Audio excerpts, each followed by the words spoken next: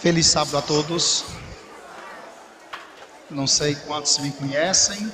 Tiago já conhece, né? Eu sou o Enilton Ribeiro. A gente congrega lá na igreja do Jundiaí.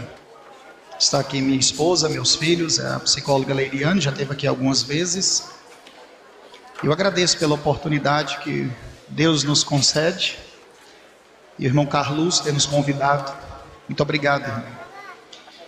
Para mim é uma felicidade muito grande estar aqui, porque no ano de 2000 eu fui batizado aí na pequena igreja da cidade de Goianápolis.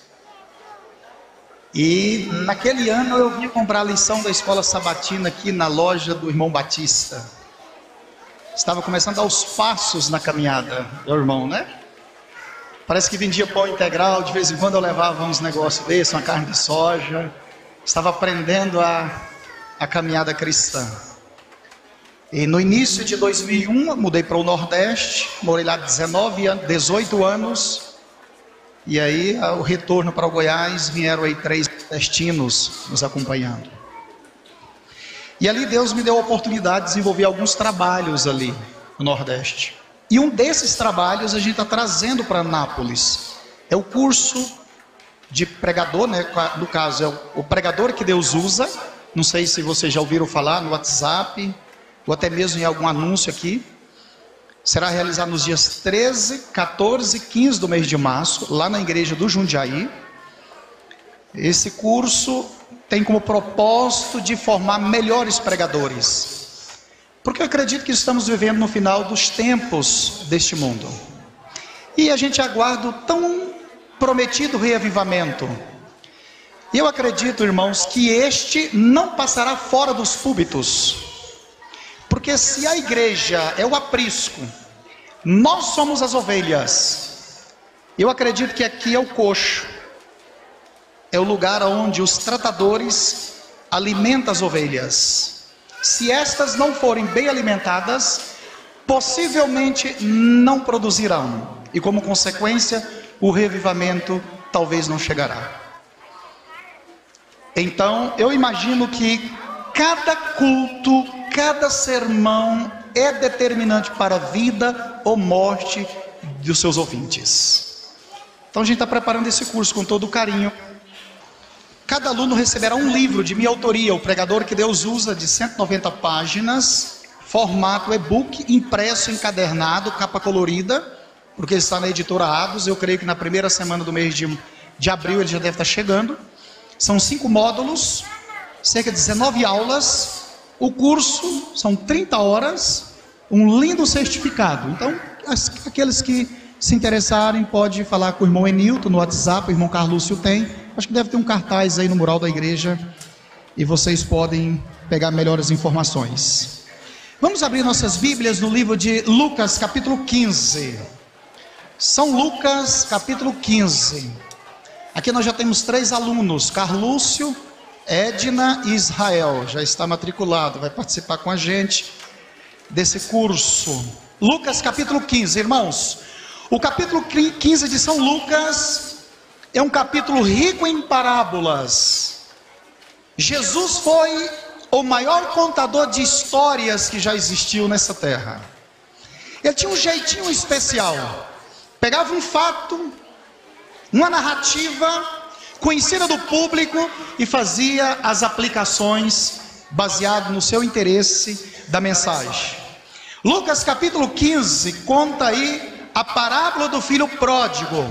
A partir do verso 11 diz assim: continuou o quê? Para termos uma melhor compreensão desse continuou, precisamos ir aí no início do capítulo, do verso 3 até o verso 7, conta a história da parábola da ovelha perdida. Um pastor havia 100 ovelhas, e uma dessas ovelhas se desgarrou do rebanho, saiu por lugares perigosos, noturno. E o pastor deixa as 99 ovelhas e vai em busca da ovelha que se perdeu. encontrando-a, coloca sobre os ombros e faz uma grande festa e convida os seus amigos para a festa. Agora, irmãos, do verso 8 até o verso 10, conta a história da dracma perdida. É uma moeda perdida dentro de casa. A dona da moeda pega uma lâmpada, uma lamparina, uma candeia, procura essa dracma, esse dinheiro. Depois de vasculhar toda a casa, encontra esse valor, chama as amigas e faz uma grande festa. Continuou. Quando a Bíblia foi escrita, não havia essas divisões de histórias, capítulos e nem versículos. Era uma narrativa só. Então eu posso compreender que a parábola do filho pródigo é a terceira parte de uma única história. E eu preciso de compreender qual era o público que estava ouvindo essa parábola, essa história. Se eu não compreender qual era o público, eu não vou ter uma compreensão legítima da parábola. E para compreender o versículo 1 e 2, nós vamos saber agora o público que estava ouvindo a parábola ou o sermão de Jesus. Aproximava-se de Jesus todos os publicanos e pecadores. Quem era um publicano? Cobradores de impostos, pessoas rejeitadas pela sociedade, principalmente do judaísmo. Eram pessoas que eram consideradas traidoras, porque pegavam o dinheiro da nação de Israel e depositavam nos cofres de Roma. Então um judeu que se tornava um cobrador de impostos, um publicano, era um traidor. Tinha também pecadores. Quem eram esses pecadores? Maria Madalena, cego Bartimeu, os leprosos, os párias da sociedade, os rejeitados, o João ninguém da vida, simbolizando a ovelha que foi embora. Agora havia um outro grupo também, os escribas e fariseus. Quem era um escriba? Doutor da lei, sabia tudo de cor da Bíblia, o Antigo Testamento. Irmão, só para vocês entenderem um pouquinho, quando foram reescrever o Antigo Testamento do hebraico para o grego, que era a língua da época, escolheram 70 escribas, e eles agora passavam noites e noites reescrevendo o Antigo Testamento. Quando eles erravam uma palavra, rasgava toda a página naquele extremo para certificar que não havia erro nenhum. Qualquer pessoa que houvesse qualquer dúvida teológica, tinha que perguntar a um doutor da lei, um escriba. Quando esse escriba entrava no templo, as pessoas respiravam: esse sabe da Bíblia. Também havia, quem, irmãos? Os fariseus. Quem era esse grupo de fariseus? Era aqueles considerados santos, os salvos. Para os fariseus, só eles estavam salvos, os demais todos estavam perdidos. Quando ele olhava um animal morto, eles passavam volta. Uma pessoa que tocou no animal morto, eles não pegavam nem na mão. Para se alimentar tinha que lavar as mãos 7 vezes, embora estivessem limpas. Eles viam falha em todos. E você? Porque você... Lembra da oração? Senhor, que eu não seja como este. Então, irmãos, esses escribas e fariseus representam aquela moeda, a dracma que estava dentro do lar. A ovelha sabia que estava perdida, embora não sabia o caminho de volta.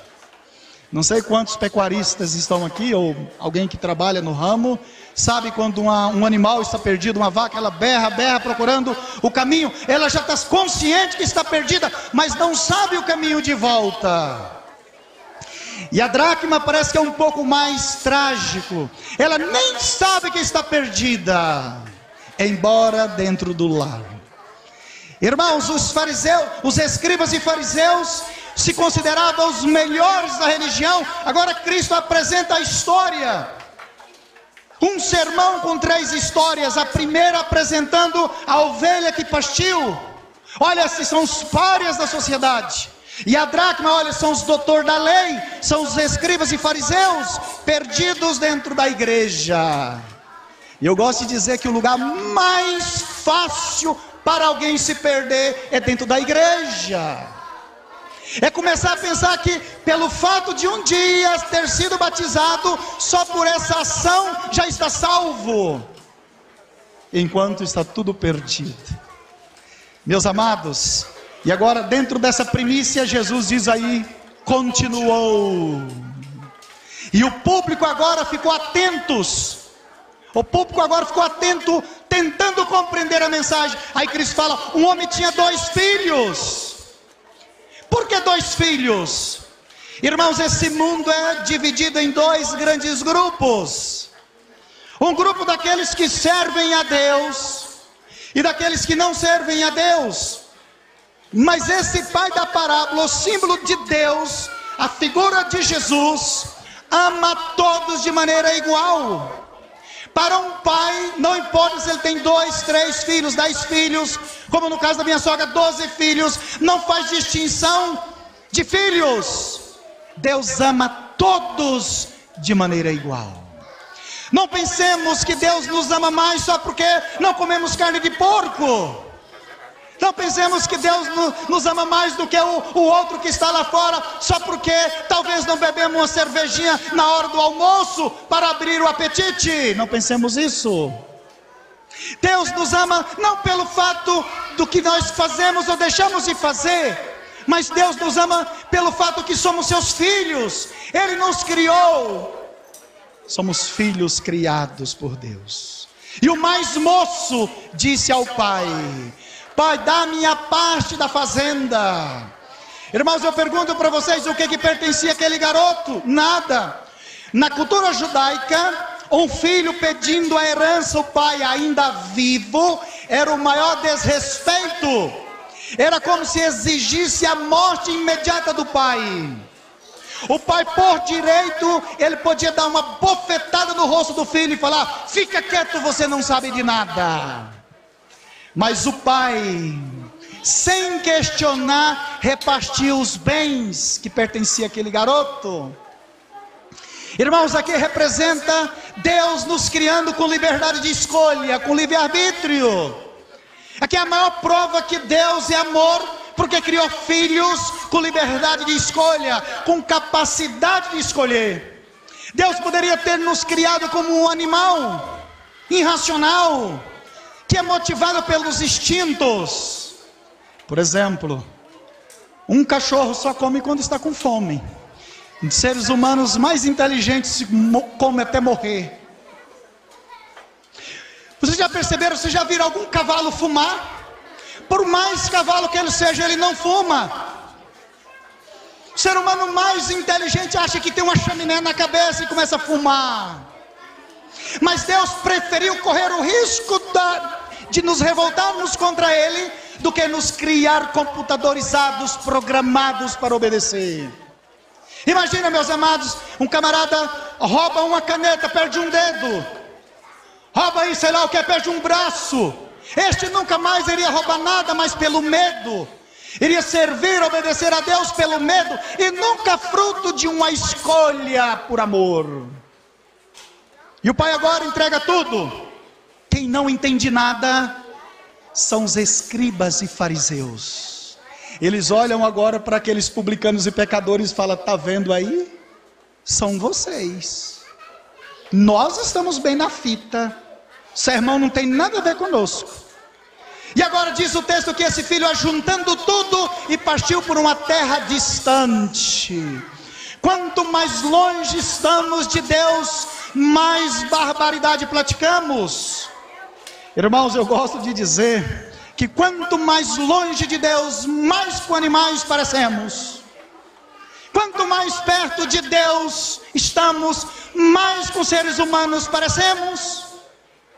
Agora esse filho, ajuntando tudo que era seu, e partiu por uma terra distante. E os escribas e fariseus olhavam para os publicanos e pecadores e falavam: vocês vão quebrar a cara. Você saiu da casa, vocês saíram, esse garoto saiu da casa do pai, o conforto. Este vai quebrar a cara. Observa o final da história. Será que eu estou pregando para alguém que tem nesta manhã espírito de escriba e fariseu? Quer conhecer tudo de Bíblia? Você quer ser o doutor da lei? Você crê que você sabe de tudo? Ou então você faz todas as purificações? Ah, não, isso não. Isso não é comigo. Ah, não, isso também não. Eu não me contamino com isso. E estes comportamentos é que olha para aqueles que saem da igreja e falam: vão quebrar a cara. Este vai, daqui a poucos dias eu não te falo nada, você vai ver a consequência, porque é o fim de todos que um dia saíram da igreja, mais cedo ou mais tarde, quebrarão a cara. Sabe que eu estou pregando para alguém nesta manhã que tem espírito de escriba e fariseu? Então talvez você estava sentado naquele público assistindo o sermão. E agora, irmãos, disse que aquele filho começou a viver a sua vida dissolutamente, ou seja, alegremente, gastando tudo, afinal de contas não pertencia nada a ele. E assim os seres humanos agem, meus amados. Os seres humanos pegam a saúde, pegam a inteligência, pegam o bem-estar, pegam tudo e vai viver a seu bel prazer, achando que a vida é dele. Eu vi uma história outro dia de um camarada, um grupo de jovens estava enrolando maconha nas folhas da Bíblia, porque dizia que a folha da Bíblia dá um sabor melhor. E encontrar esse papel tipo Bíblia nas papelarias é raro e é muito caro. Então ficava mais barato enrolar nas folhas da Bíblia. Aí alguém religioso foi conversar com esse grupo de jovens. Falou: meus jovens, olha, não faça isso, porque a Bíblia é a palavra de Deus. Aí um desses rapazes, nu da cintura para cima, arrancou o relógio e colocou no chão. E falou assim: olha, se Deus existe, eu dou 30 segundos para que Ele tire minha vida. E aí o relógio, 5 segundos, 10 segundos, e o religioso, o senhor, tudo bem, não tira a vida dele não, mas dá um tapa nele. Dá um empurrão nele para que pelo menos fique provado que o Senhor existe, que eu não estou aqui em vão. 25, 30 segundos. Esse rapaz encostou no chão, pegou o relógio, olhou para o religioso e falou assim: esse livro é a palavra de quem? Depois o religioso diz o seguinte: eu aprendi que a paciência de Deus não pode se esgotar em 30 segundos. Assim somos nós. A vida é minha, faço o que quero. Os olhos são meus, eu olho o que quero. A boca é minha, falo como que quero. Os ouvidos são meus, eu escuto o que eu quero. As mãos são minhas, eu palpo e pego o que quero. A vida é sua. Ei, vamos pensar um pouquinho. Irmão, se Deus quisesse acabar com o universo inteiro, bastava Ele mover o menor dedo. Igual quando você está tomando café da manhã, aí na mesa, e uma formiguinha andando no pires, e você com o dedo mindinho, você plasta a formiga. Se Deus quisesse acabar com esse universo, bastaria Deus querer, choveria demais, ou não choveria jamais. Mas aí o ser humano: não se meta com a minha vida, dou 30 segundos para que tire minha vida. Pobres seres humanos. Agora diz a Bíblia, irmãos, que naquelas terras houve uma grande fome. E aquele jovem agora começou a passar necessidade. Os escribas e fariseus olham para os publicanos e pecadores e falam: está vendo? Eu não lhe falei, olhando para eles, acusando eles: vocês são pecadores, vocês são rejeitados, vocês estão pagando o preço por andar longe de Deus. Agora nós não, somos doutor da lei, fazemos as purificações, somos santos. Vê se esse mal acontece conosco. E agora, meus irmãos, esse homem tenta agarrar em qualquer coisa e agarra em um produtor de porcos. Naquela época, para um judeu que não passava nem perto de um porco, foi o nível mais baixo que um ser humano possa chegar naquela época. E os escribas e fariseus pulavam nos bancos de alegria. Esse não tem mais saída, só resta voltar para a casa do pai, porque tudo que faltava agora era cuidar de porcos. Agora até a comida de porcos ele está desejando. Esse mundo, irmãos, está assim, ó, de comida de porcos. Aqui não está falando de fome física, de pão que você come. Está falando de fome da alma, do desespero do ser humano. Meus irmãos, o ser humano, há um buraco no coração, do tamanho de Deus, que só é preenchido por Deus e nada mais. É a crise existencial, ela existe no coração de qualquer pessoa. Está faltando o quê? Está faltando reformar o guarda-roupas. Você reforma o guarda-roupa, bota roupas novas, daí a pouco está desesperado. Está faltando agora para a gente melhorar o casamento, fazer uma nova lua de mel. Vamos para Paris, gasta aí 20 mil reais. Quando chega aqui, desce as malas, a crise existencial está aí de novo. Está faltando ganhar mais dinheiro. Aí leva a vida inteira pensando só no dinheiro. Esquece igreja, esquece Bíblia, esquece esposa, filhos, princípios, só conquistando dinheiro. E aí você pega uma tonelada de dinheiro, tipo tio Patinhas, e descobre que está vazio e desesperado. E esse mundo, irmãos, é uma fábrica de comida de porcos. Antigamente, eram aquelas músicas antigas, caipiras. Depois passou. O homem já está com fome, que é outra. Aí apareceu os sertanejos da época de 90, 89, Leandro e Leonardo, Zezé de Camargo e tudo mais. Sacudiu o país, mas já passou. Depois apareceu os grupos de pagode, os moreninhos batendo uns pitocos por aí. E era a sensação do momento, mas já passou. E o ser humano sempre vazio, procurando comida, vai nas bancas de jornais, revistas, que falam de famosos, e fofocas, e discos, e músicas, e agora com a internet nem se fala. Mas o ser humano continua vazio. Aí um tempo passou, agora são uns sertanejos universitários, bonitinhos. Tereré, tereré, tereré, não fala nada, mas está agradando o tereré. E o povo está indo atrás. Comida de porcos não alimenta ninguém. Só Jesus, mediante a sua palavra, é capaz de preencher o coração do homem. E agora, irmãos, veja como que interessante. Ele lá no fundo da sarjeta, desejando comer as comidas dos porcos. E diz que ninguém dava nada, nem os porcos queriam dividir a comida. As lavagens, as alfarrobas. Diz agora o texto, irmãos, lá no final, olha para vocês verem, olha. Verso 17, verso 16, 17 mesmo. Caindo em si, lá nos porcos. Caindo em si. Irmãos, até que esse jovem estava fora de si. Vê que interessante. Caindo em si. Ei, eu estou maluco. Eu estou louco. Irmãos, as pessoas vivem por aí fora de si. Pelo que a Bíblia indica que está em si é quem serve a Deus. Fora de si, não sabe o que está fazendo. Por isso que usam maconhas. Por isso que usam todo tipo de drogas, se traz, se briga por causa de nada. Estão fora de si.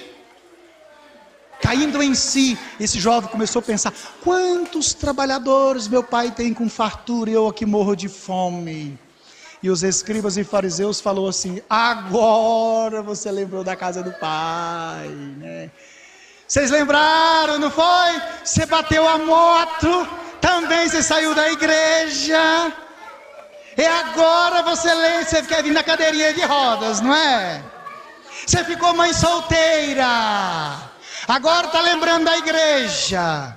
Você pegou o resultado, é câncer. Lembra, eu falei, tu ia quebrar a cara.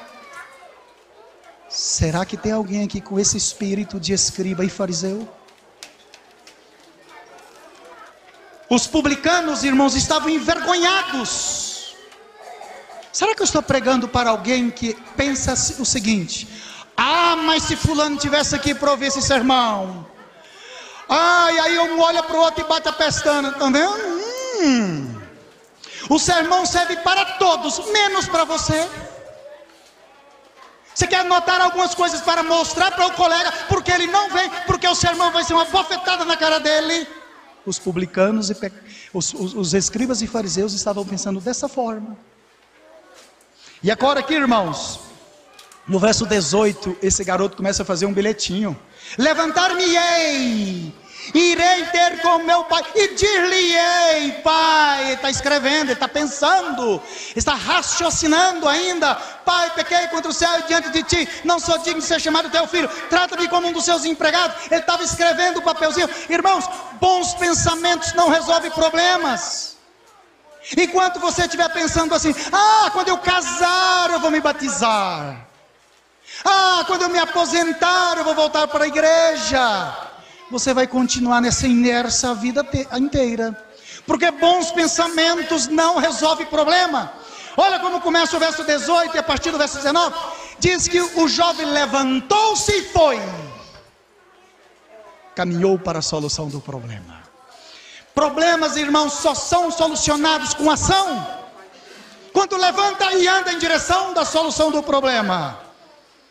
E agora eu imagino aquele jovem indo embora, pensando no encontro. E se você continuar lendo os versos seguintes, vocês vão perceber que o pai parece que ficava ali aguardando o filho, desde quando o filho saiu. Os escribas e fariseus olhavam para os publicanos e pecadores e pensavam: eu quero ver o que o teu pai vai fazer agora. Tu pega, desafia teu pai, pega a parte da fazenda e gasta tudo. Você está voltando agora igual um moribundo. Você acha que teu pai vai lhe aceitar? Eu vou ver o que vai dar o final desse sermão. E apontando para os publicanos e pecadores, e esses todos encolhidinhos com vergonha. Irmãos, às vezes eu fico pensando: como que um visitante assiste um culto na nossa igreja? Sabia? Eu fico preocupado com isso. O camarada está com um problema no casamento, às vezes ele não está sendo fiel à esposa. Aí o pregador parece que adivinham, né? Tem pregadores que tem uma bolinha de cristal. Claro que não, ele vai sempre procurar informação por aí, né? Aí quando o cara chega, vou até mudar o sermão. Como é que ele ficaria assistindo o culto? Igual os publicanos e pecadores estavam assistindo esse sermão de Jesus. Porque os dedos de acusadores estavam apontando. E agora, diz o texto aqui: vinha ainda longe o filho.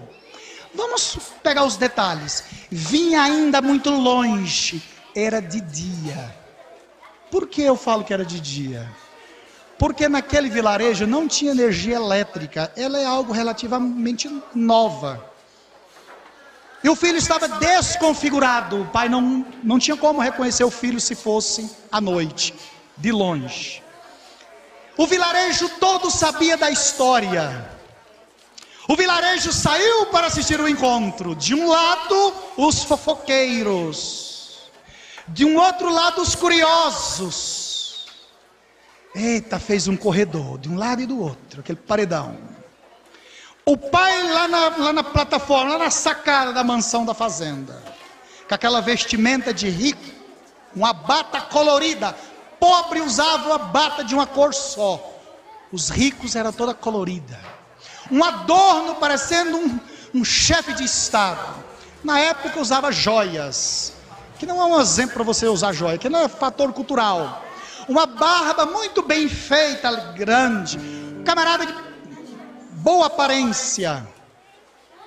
E é interessante notar que ali agora ficava o paredão e o pai aqui. Quando o pai avistou o filho, os curiosos e fofoqueiros ficaram quase faltando fôlego para ver o encontro. E aí, meus irmãos, os publicanos, os escribas e fariseus olhavam e bastiam pensando: e agora? É o encontro! Toma, é agora! Quando o filho vem caindo e levantando, o pai, irmãos, levanta a bata e corre em direção ao filho. Os fofoqueiros e curiosos ficaram: e agora? E agora? Quando eles estavam esperando a maior disciplina, quando eles estavam esperando o maior castigo, a maior bofetada, o pai atraca no pescoço do filho. Ficaram como a gente, todos em silêncio. O que está acontecendo? Eu não entendi nada. eu não entendi nada, o que está acontecendo? Os escribas e fariseus pensou, o que é isso? Que sermão é esse? O que o senhor vai falar? Eu pensei que o pai ia usar autoridade. Mas o pai ali é Deus. O filho tira o papelzinho, começa a ler, o pai dá uma bofetada, o papelzinho cai, não quero saber de nada. Traga a melhor roupa, traga as sandálias, traga o anel, pega aquele novilho cevado que estava esperando para a Páscoa, traga o novilho, queremos matar o novilho e fazer uma festa, porque esse filho reviveu, foi encontrado, ele voltou para a casa do pai. Ninguém estava entendendo nada. O que Jesus queria ensinar, irmãos?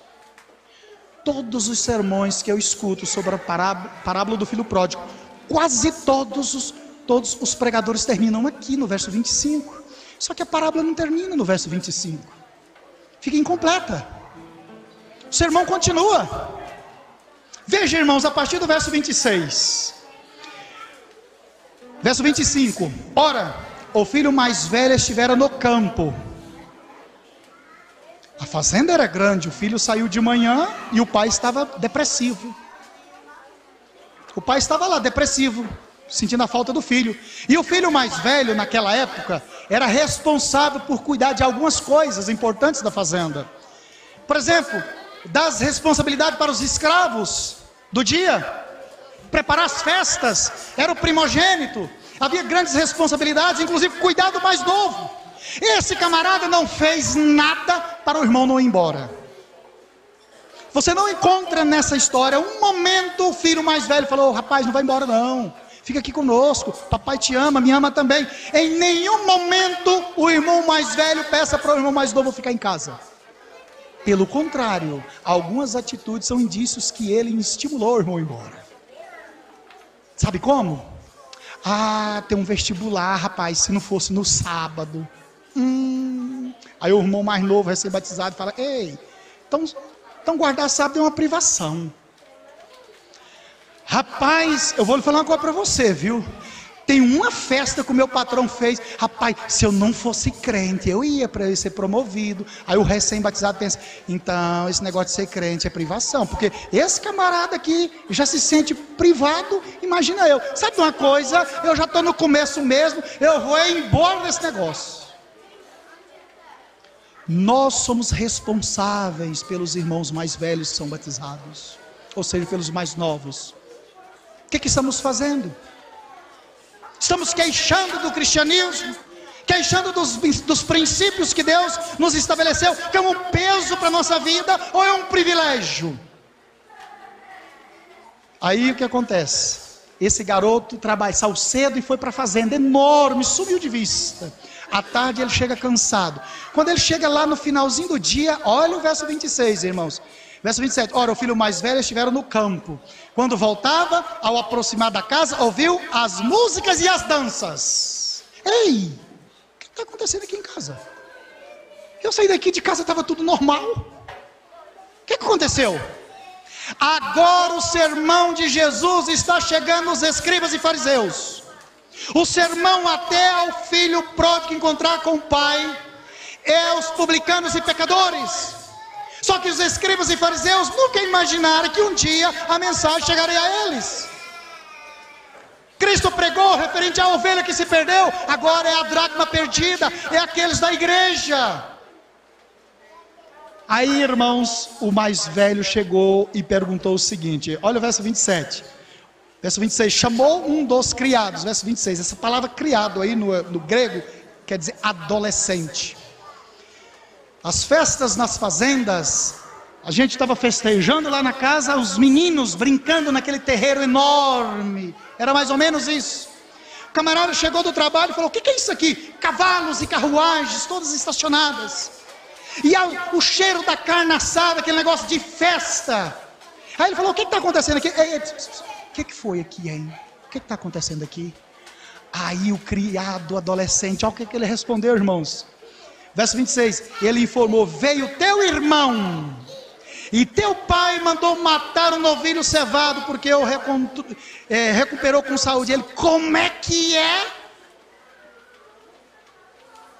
Aquele irresponsável Meu pai pegou aquele novilho da Páscoa, que nós estávamos preparando sem defeito, durante 6 meses, para o dia tal, no templo. Meu pai fez isso para ele. Não pode ser verdade.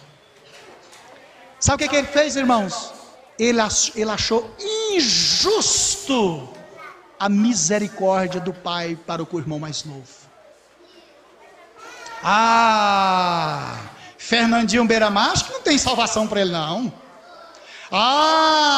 Suzana Fanranstoff, acho que não tem salvação para ela, porque o que ela fez.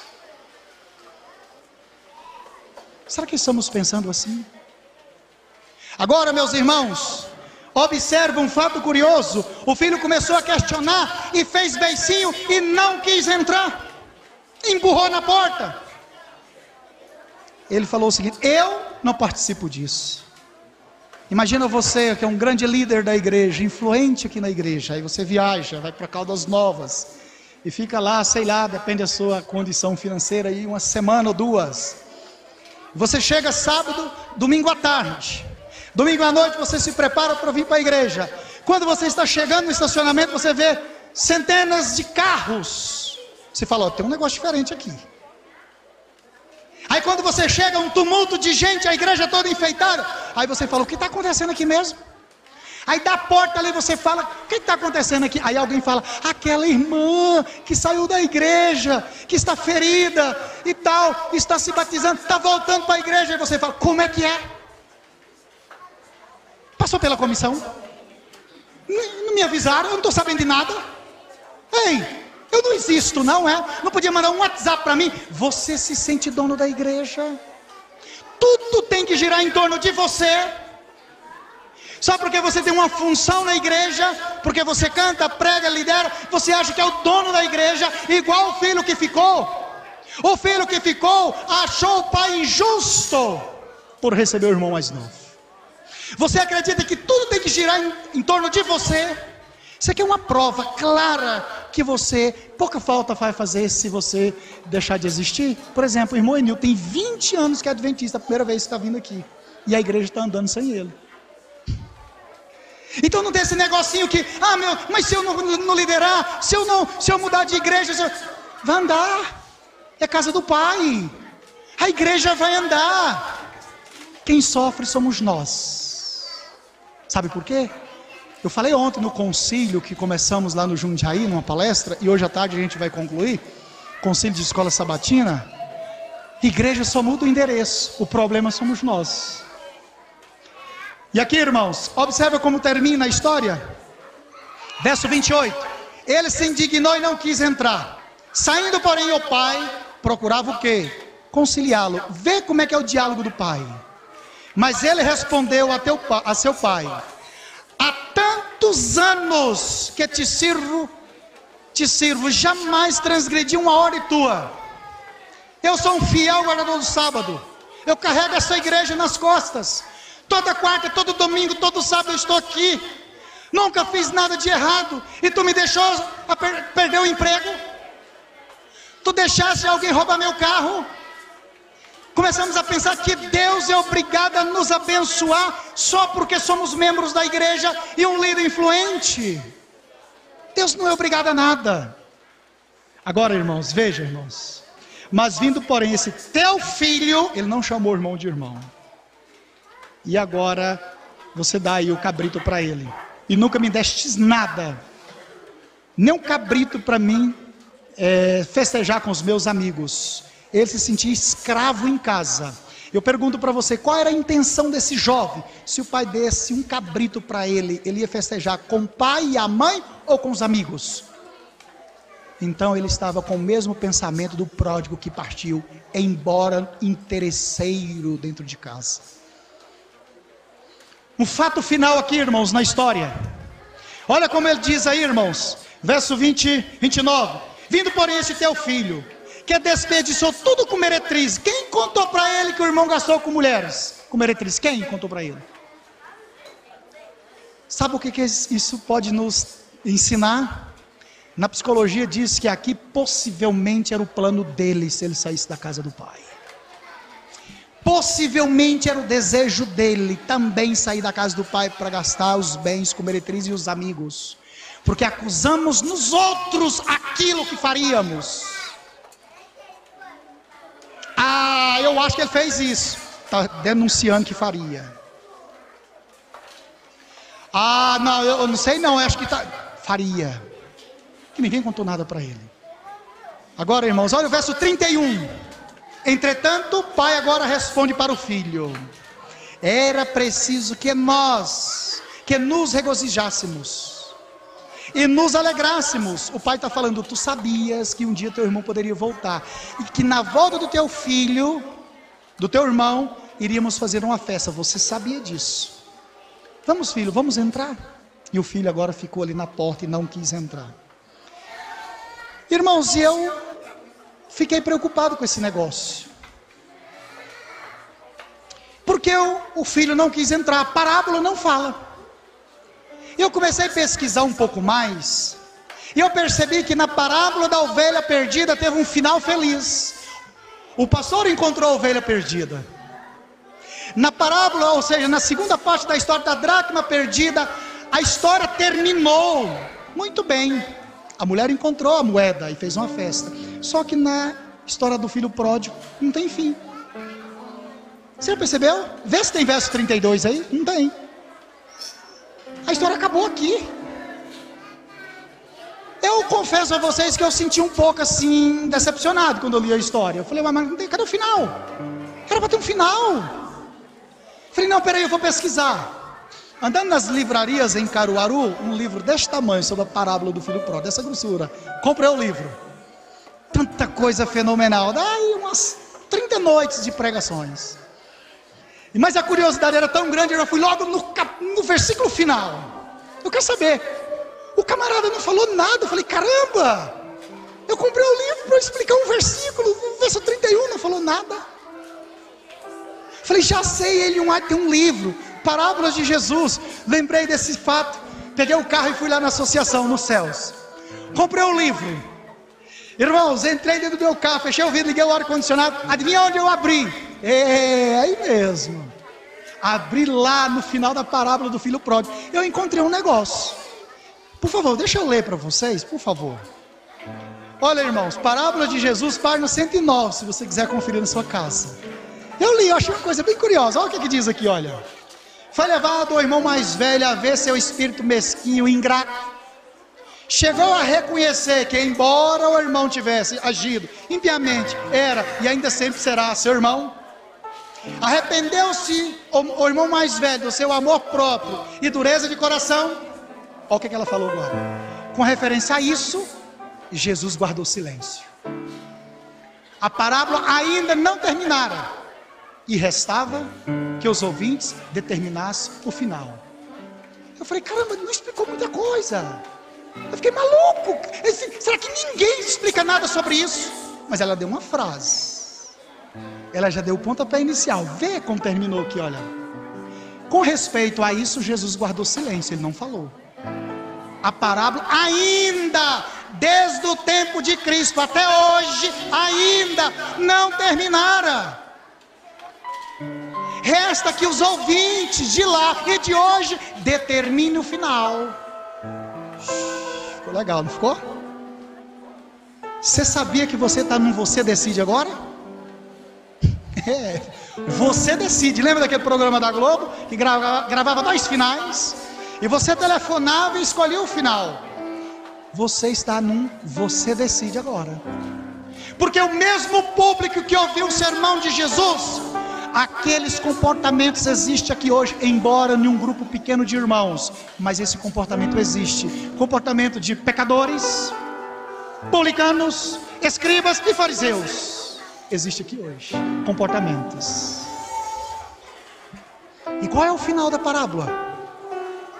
Deixa eu falar a minha interpretação. Você pode fazer a sua também. Eu vou fazer a minha, porque diz que o público deveria fazer. Então eu estou fazendo. Era como se eu estivesse assistindo o sermão de Jesus ali. Eu vou fazer o meu final.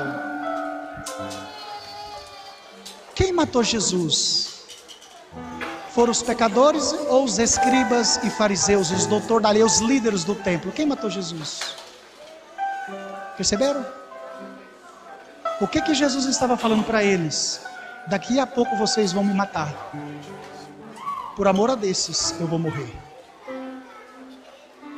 Vocês vão me matar. E quem representa os escribas e fariseus? O filho que ficou. Quer que eu coloque o final da parábola na minha interpretação? O filho matou o pai na porta e não quis entrar. Porque para o filho, não chama o pai de pai, não reconhece a soberania do pai, não chama o irmão de irmão, não reconhece a filiação, parentesco. Ele era mau, embora sendo adventista do sétimo dia, embora pregando, embora liderando, embora na casa do pai, mas teve coragem de matar o pai, só para não abraçar o irmão arrependido. Irmãos, o que eu aprendo no final dessa parábola aqui? Que é muito fácil fingir de crente, é muito fácil vir à igreja, pregar, cantar, liderar. Difícil é ser cristão de verdade. Porque você está aqui num sábado de manhã, todo mundo vestido, bonitinho, uma coloninha ali da Boticário e tal, roupa combinando. Que dificuldade tem isso?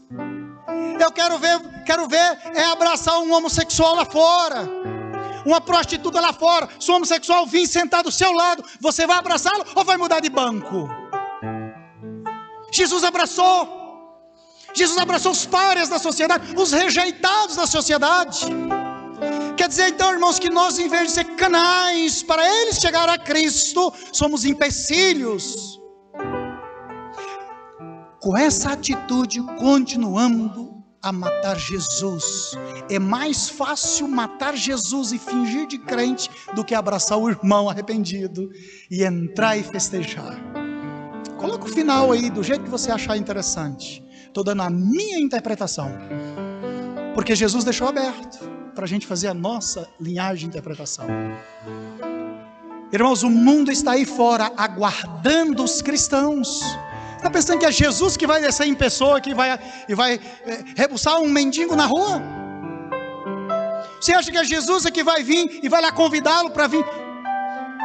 Ele está aguardando nós fazer isso, os irmãos mais velhos abraçar os irmãos mais novos, juntamente com a misericórdia do Pai. Filho, você sabe que era para festejar, vamos entrar, vamos festejar, vamos entrar. E o filho, não, tu vai morrer aqui, que tu é errado, tu aceitou, ele é um prostituto, ele acabou com tudo, eu estou aqui, sou escravo, tu não me dá nada, tu vai morrer aqui, eu não aceito isso. Que Deus abençoe nesta manhã. E você se coloca nas mãos de Deus em pensamento e fala para Jesus agora: Senhor, eu estou sendo um escriba e fariseu?